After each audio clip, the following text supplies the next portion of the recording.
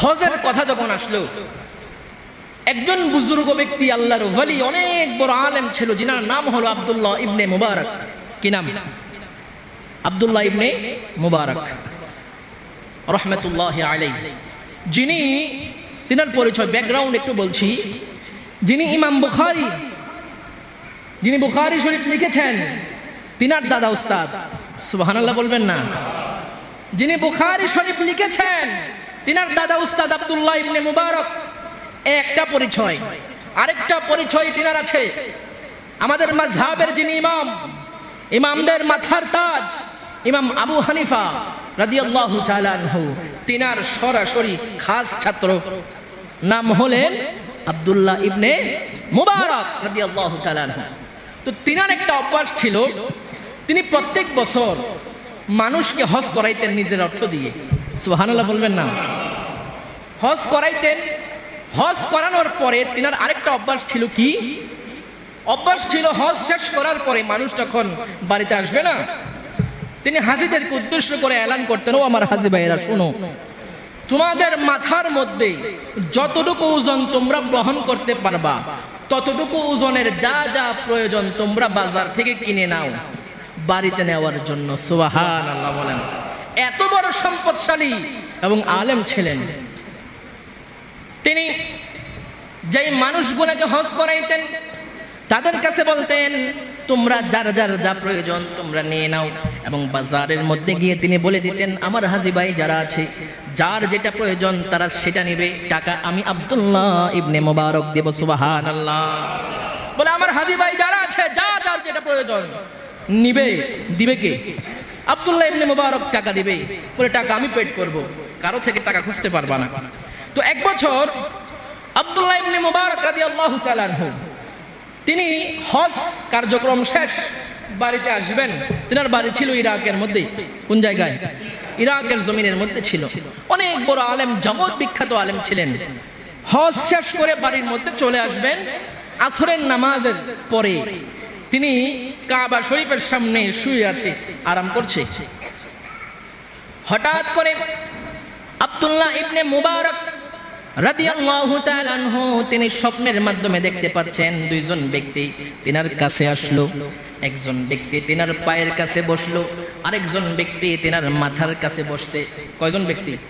খুব মনোযোগ। আব্দুল্লাহ ইবনে মুবারক রাদিয়াল্লাহু তাআলা আনহু তিনি স্বপ্নের মধ্যে দেখছেন এক ব্যক্তি আরেক ব্যক্তির মাথার কাছে একটা পায়ের কাছে তারে প্রশ্ন করে, কে রে ভাই, এই বছর কয়জন 6 লক্ষ মানুষ প্রায় হজ করছে, কয়জন মানুষের হজ কবুল হয়েছে? পায়ের কাছের যে ব্যক্তি, ওই ব্যক্তি মাথার কাছের ব্যক্তিকে উত্তর দিচ্ছে, এই বছর 6 লক্ষ মানুষ, একজনের হজ আল্লাহর দরবারে কবুল হয় নাই। নাউজুবিল্লাহ বলেন না? বলে, একজনের হজ আল্লাহর দরবারে কবুল হয় নাই।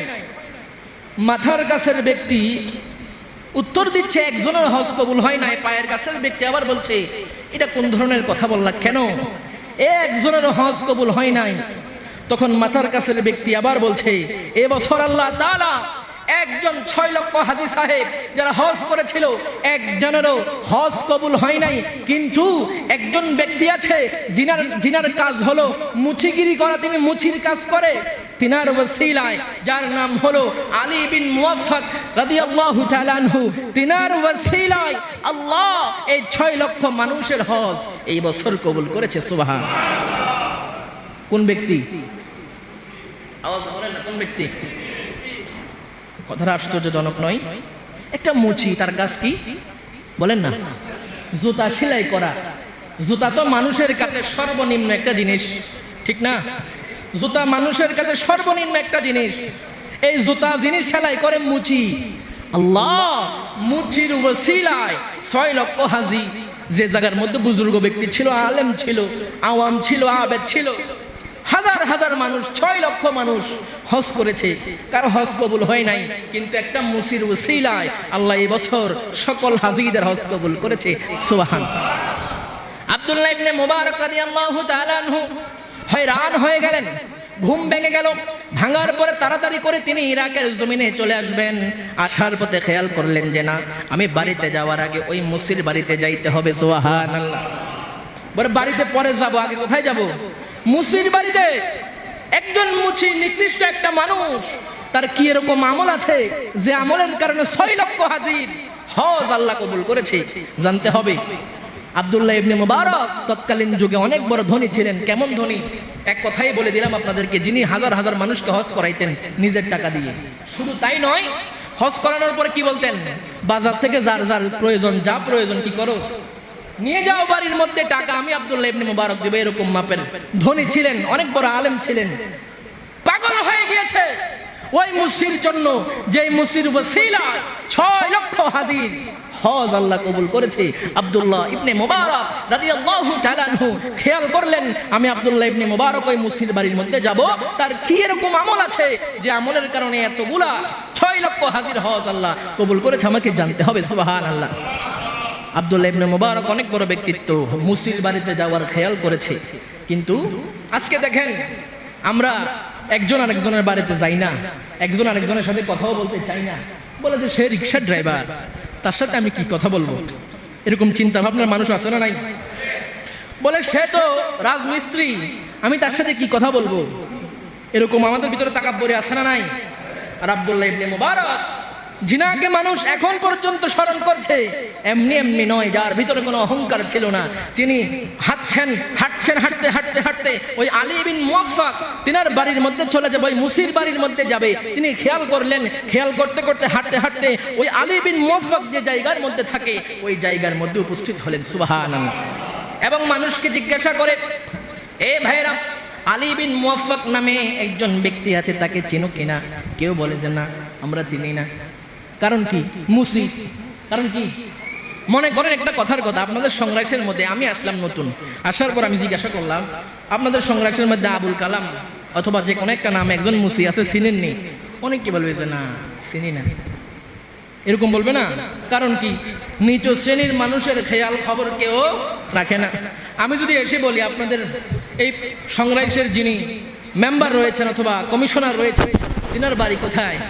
ছোট ছোট বাচ্চা কি করবে? আরে আওয়াজ বলেন না, দেখিয়ে দিবে না? বলে এটা কমিশনার সাহেবের বাড়ি। তো ওই আব্দুল্লাহ ইবনে মুবারক রাদিয়াল্লাহু তাআলা আনহু মানুষকে জিজ্ঞাসা করে, আলী বিন মুওয়াফফাক তার বাড়ি কোথায়? বলে পেশা কি? বলে মুচি। বলে চিনি না, কেউ চিনে না। আব্দুল্লাহ ইবনে মুবারক রাদিয়াল্লাহু তাআলা আনহু হাঁটতে হাঁটতে ওই আলী বিন মুওয়াফফাক রাদিয়াল্লাহু তাআলা আনহুর বাড়ির কাছাকাছি গেলেন। যাওয়ার পরে দেখতেছে একজন বৃদ্ধ লোক বসা। বলে বাবা, আলী বিন মুওয়াফফাক যে মুচির কাজ করে তাকে চিনো কিনা? বলে হ্যাঁ চিনি। ঘর কোনটা? বলে এইটা তার ঘর। আব্দুল্লাহ ইবনে মুবারক রাদিয়াল্লাহু তাআলা আনহু ওই আলী বিন মুওয়াফফাকের ঘরের মধ্যে গিয়ে দরজার মধ্যে আঘাত করলেন, দরজার মধ্যে টোকা দিলেন। আলী বিন মুওয়াফফাক আসলো, মুসলিম মানুষ, সাধারণভাবে আসলেন। বলে তুমি কি আলী বিন মুওয়াফফাক? বলে হ্যাঁ আমি আলী বিন মুওয়াফফাক। বলে আপনি কে? বলে আমি আব্দুল্লাহ ইবনে মুবারক। আলী বিন মুওয়াফফাক আশ্চর্য হয়ে গেলেন, কিরা আপনি কি সেই আব্দুল্লাহ ইবনে মুবারক যিনি জগৎ বিখ্যাত আলেম, যিনি অনেক বড় ক্ষমতাশালী ব্যক্তি, যিনি অনেক বড় ধর্নাঢ্য ব্যক্তি? আপনি কি সেই আব্দুল্লাহ ইবনে মুবারক? বলে হ্যাঁ আমি সেই আব্দুল্লাহ ইবনে মুবারক। বলে হুজুর, আমি ধন্য হয়ে গেলাম, আমার মনের মধ্যে অনেক আশা ছিল আপনার সাথে সাক্ষাৎ করব। আজকে দেখেন আল্লাহর কি লীলা খেলা, আল্লাহর কি কুদরত। আপনি এত বড় আলেম, আমি সাধারণ একটা মুচির ঘরের মধ্যে চলে এসেছেন। হুজুর কেন এসেছেন জানতে পারি? কি খেদমত করতে পারি? আব্দুল্লাহ ইবনে মুবারক বলছে, হে আলী বিন মুওয়াফফাক, তোমার কি এরকম আমল আছে? তুমি বলো। আমি বাইতুল্লাহ শরীফের মধ্যে শুয়ে থাকা অবস্থায় আমি দেখতে পাইলাম তোমার ওসিলায় 6 লক্ষ হাজির হজ আল্লাহ কবুল করেছে। বলেন না সুবহান। বলে কি এরকম আমল আছে আমাকে বলো। আলী বিন মুওয়াফফাক বলে, হুজুর আমার তেমন কোনো আমল নাই, আমার তেমন কোনো আমল নাই। তবে হ্যাঁ, আমার জীবনে একটা ইতিহাস আছে, একটা গল্প আছে, সেটা আমি আপনাকে বলবো। আলী বিন মুওয়াফফাক বলে, হুজুর প্রত্যেক বছর যখন জিল হজ মাস চলে আসতো আমি দেখতাম মাসে মাসে অনেক মানুষ হজ করতে যায়, কিন্তু আমি আলী বিন মুওয়াফফাক একটা মুচি ছিলাম, সামর্থ্য নাই। হুজুর আমার সামর্থ্য নাই, কিন্তু মনটা বড় কাঁদে। আমি আল্লাহর ঘর কাবার মধ্যে যাব, আমার নবীর রওজার মধ্যে যাব। আমি আলী বিন মুওয়াফফাক সকাল থেকে সন্ধ্যা পর্যন্ত মুচির কাজ করতাম। এই টাকা দিয়ে আমি সংসারকে পরিচালনা করতাম। হুজুর আমি যখন নিয়ত করলাম জিলহজ মাস আসলে আমি আলী বিন মুওয়াফফাক হজের মধ্যে যাব, আমি তারপর থেকে রাত্রে বেলাও কাজ শুরু করে দিলাম। রাত্রে বেলা কাজ করে যে টাকা পাইতাম এটা আমি জমাকৃত করতাম, জমাইতে আমার যখন সামর্থ্য হয়ে গেল আমি হজে যাব, কাফেলার সাথে আমি যোগাযোগ করলাম, যোগাযোগ করে আমি হজে যাওয়ার প্রস্তুতি নিয়েছি। বলে হুজুর আমি আগামীকালকে হজে যাব। এখন হজে যাওয়ার আগে আমার পরিবার যারা আছে, আমার একজন স্ত্রী আছে অসুস্থ, তার মনে চাইলো একটু গরুর গোশত, একটু গোশত খাওয়ার জন্য। কি খাওয়ার জন্য? গোশত খাওয়ার জন্য। ওই আলী বিন মুওয়াফফাক বলে আমি আগামীকালকে সকালবেলা ফজরের পর হজের উদ্দেশ্যে বাইরে হয়ে যাব। এখন প্রায় রাত্রি হয়ে গিয়েছে, আমার স্ত্রীর মনে চাইলো একটু গোশত খাওয়ার জন্য। এখন বাজার তো বন্ধ হয়ে গিয়েছে, আমি গোশত কোথায় থেকে আনবো? ওই আলী বিন মুওয়াফফাক তারপরেও তিনার স্ত্রীর জন্য গোশতের জন্য তিনি রাত্রেবেলা বাইরে হইলেন, বাজারে যাবে। 2-3টা ঘর অতিক্রম করার পর তিনি দেখতে পাচ্ছে এই ঘর থেকে গোশত রান্না করতেছে, এরকম একটা গ্রান বাইর হয়েছে। সুবহানাল্লাহ। আলী বিন মুওয়াফফাক বলছে বাজারে যাব, আমি গোশত পাবো কি পাবো না জানি না। আমার প্রতিবেশী 2টা ঘর পরে আমি দেখতে পাইলাম যে গোশত রান্না হয়েছে, ওই গোশতর ঘ্রাণ আমার নাকের মধ্যে এসেছে। আমি দরজার মধ্যে টোকা দিলাম যে ভাই আমি কালকে হজের মধ্যে চলে যাব, আমার স্ত্রী চাচ্ছে একটু গোশত খাওয়ার জন্য, এখন তো বাজার বন্ধ হয়ে গিয়েছে, গোশত কোত্থেকে পাবো? তোমার ঘরে তো গোশত রান্না হচ্ছে, যদি আমাকে একটু গোশত দিতা তাহলে আমি আমার স্ত্রীকে খাওয়াইতাম। ওই ব্যক্তি প্রতিবেশী বলতেছে যে এই আলী বিন মুওয়াফফাক শুনে রাখো, এই গোশত আমার জন্য জায়েজ, আমাদের পরিবারের জন্য জায়েজ, কিন্তু তোমার জন্য জায়েজ নাই। আলী বিন মুওয়াফফাক অবাক হয়ে গেলেন, কিরে তুমিও মুসলমান আমিও মুসলমান, তোমার জন্য যেটা জায়েজ সেটা তো আমার জন্য জায়েজ, তো আমার জন্য কেন হারাম, তোমার জন্য হালাল, একটু বুঝিয়ে বলো। বলে আলী বিন মুওয়াফফাক শুনে রাখো, আজকে 4 দিন 5 দিন হয়ে যায় আমার ঘরের মধ্যে চুলার মধ্যে আগুন ধরে না, আমার কামাইও নাই, কাজেও যাইতে পারি না, অনেক তালাশ করলাম কাজের জন্য কাজ পাই না, আজকে সকালবেলাও অনেক তালাশ করেছি কাজের জন্য কাজ পাই না, কিন্তু সন্ধ্যা যখন হয়ে গেল আমি দেখতে পাইলাম সন্ধ্যার মধ্যে যদি আমার ঘরের মধ্যে আগুন না ধরে আমার ছোট ছোট বাচ্চা আছে মারা যাবে, লাশ হয়ে যাবে। এই চিন্তা করে আমি আসার পথে জঙ্গলের মধ্যে একটা গাধা মরা পড়া ছিল, ওই মরা একটা গাধার গোশত আমি টুকরো করে নিয়ে আসলাম, আমার পরিবার খেয়ে যেন বাঁচতে পারে। তো আমার তো সামর্থ্য নাই, যতটুকু প্রয়োজন ততটুকু আমি খাইতে পারবো, আমার জন্য এটা হালাল, তুমি তো সামর্থ্যবান, তোমার জন্য এটা হালাল। আলী বিন মুওয়াফফাক অবাক হয়ে গেল, কিরে আমার প্রতিবেশী, তার এত দুর্যোগ অবস্থা, এত অভাব অনটন লেগে আছে, ঘরের মধ্যে খাবার নাই আমি জানি না।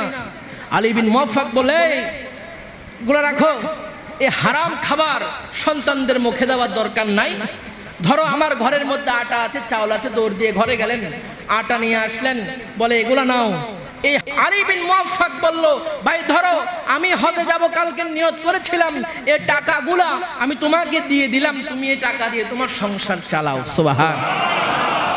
হজে যাওয়ার টাকা আলী বিন মুওয়াফফাক দিয়ে দিলেন ওই গরিব ব্যক্তিকে, ধরো তুমি সংসার চালাও, আমার হজ সামর্থ্য হলে আমি আবার করব। কাঁধে বসে বসে ঘরের মধ্যে কান্না করে আলী বিন মুওয়াফফাক সকল হাজী ভাইয়েরা হজে চলে যায়। হজের মাস চলে আসলো, হজ করলো, সকল হাজিরা যখন দেশে আসলো, কাবা শরীফ থেকে সর্বপ্রথম যে কাফেলা ওই ইরাকের জমিনের মধ্যে এসেছিল, ওই কাফেলা থেকে একজন হাজী আসলো আলী বিন মুওয়াফফাকের বাড়ির মধ্যে, বলে ভাই তোমার যে কাবার মধ্যে একবার দেখলাম আর তো দেখা পাইলাম না। সুবহানাল্লাহ বলেন না। আলী বিন মুওয়াফফাক কিন্তু হজে যাইতে পারে নাই, সামর্থ্য যেটা ছিল ওই গরিব ব্যক্তিকে দিয়ে দিয়েছিল, হজে আর যাইতে পারে নাই। কিন্তু যারা হজ করতে গিয়েছিল হাজী সাহেবরা কাবা শরীফ থেকে আসার পরে বলছে, হে আলী বিন মুওয়াফফাক, তোমাকে যে হজের মধ্যে কাবার সামনে দেখলাম তাওয়াফরত অবস্থায়, এই একবারে দেখা পাইলাম, আর তো তোমাকে দেখি নাই। সুবহানাল্লাহ। আরেকজন আসার পরে বলতেছে, আরাফার ময়দানে তোমাকে দেখলাম একবার, আর দেখি নাই। মিনা মুজদালিফার মধ্যে একবার দেখলাম আর দেখি নাই, এরকম ভাবে প্রত্যেক হাজিরা এসে বলতেছে তোমাকে অমুক জায়গায় একবার দেখেছি, আরেকজন বলতেছে তোমাকে অমুক জায়গায় একবার দেখেছি। এরকম ভাবে আরেকজন হাজি আসলো, আসার পরে একটা থলে একটা ব্যাগ দিল, হে আলী বিন মুওয়াফফাক ধরো, তুমি কাবা শরীফ আমার নবীর রওজার সামনে এই ব্যাগটা আমার কাছে দিয়েছিলা, বললে আমার নবীর রওজা জিয়ারত করবা, এই কথা বলে তুমি যে গেলা তোমাকে আর দেখা পাইলাম না, ধরো তুমি তোমার ব্যাগ নিয়ে রাখো। অথচ আলী বিন মুওয়াফফাক কিন্তু হজে গিয়েছিল। হজ কবুল করেছেন কে? জোরে বলেন না, কবুল করেছেন? লোক কি ছিল? আল্লাহর ওলি ছিল, ধন্যাঢ্য ব্যক্তি ছিল, বড় আলেম ছিল, কি ছিল? মুচি ছিল, কিন্তু অন্তরের মধ্যে তার মানুষের জন্য মহাব্বত ছিল। এই মহাব্বতের ওসিলায় আল্লাহ তাআলা এই বছর 6 লক্ষ হাজির হজ কবুল করেছে। সুবহান। তো আমাদেরও চিন্তা ভাবনা এরকম রাখার দরকার আছে না নাই? জোরে বলেন না, আছে না নাই? আমরা মন খুলে দান করতে চাই কি চাই না? জোরে বলেন না, চাই কি চাই না?